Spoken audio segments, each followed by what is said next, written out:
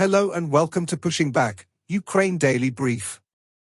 As the war enters its 858th day, these are the main developments from the past 24 hours.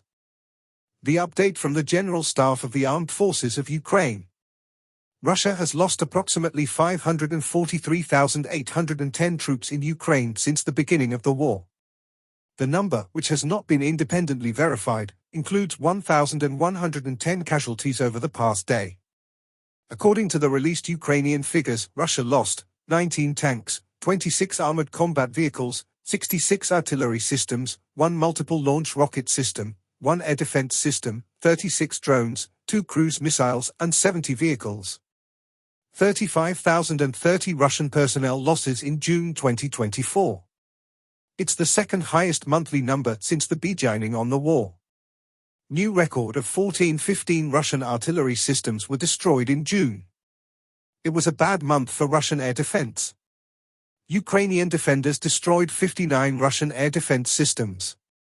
It's the second highest number in more than 2 years of the invasion.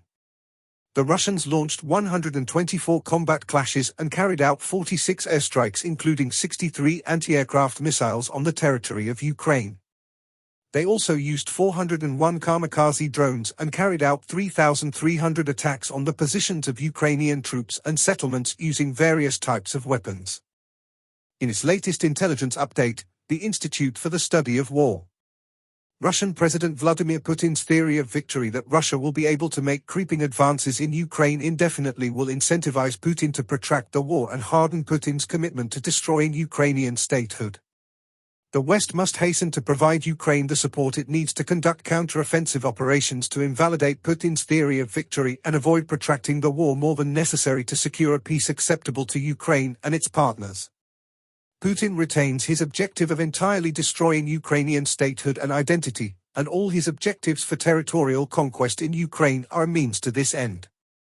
The Russian military command appears to be separating some limited elements of airborne units and formations into smaller components across different sectors of the front, and the Russian military command may still view VDV units as relatively elite, at least compared with other Russian units and formations. Ukrainian forces reportedly struck the Novolipetsk metallurgical plant in Lipetsk Oblast on June 30. Dagestan Republic head Sergei Malaykov publicly sided with Chechen Republic head Ramzan Kadyrov in a recent debate between Kadyrov and Russian Investigative Committee head Alexander Bastrykin about responses to religious extremism in Russia amid growing ethnic and religious tension in Russia. Military and civilian flights continue to experience GPS interference over Europe and the Middle East, highlighting the role of long-term GPS jamming in ongoing and future conflicts. A Russian blogger claimed on June 29 that Russian military commanders sent about 50 wounded soldiers of the 26th Tank Regiment who are on leave awaiting medical treatments to the front against doctors' instructions.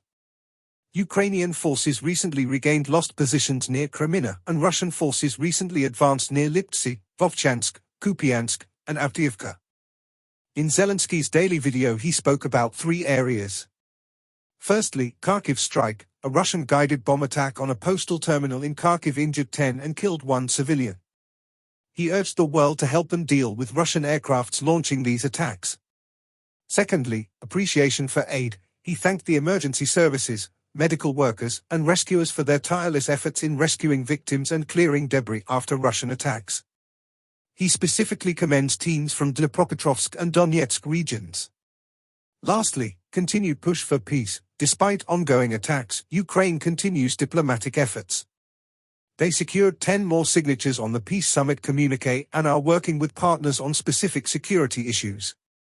He emphasizes that peace remains the ultimate goal. Ukraine's First Lady, Olena Zelenska, congratulated the Ukrainian Center in Lithuania on its 2nd anniversary via a video message.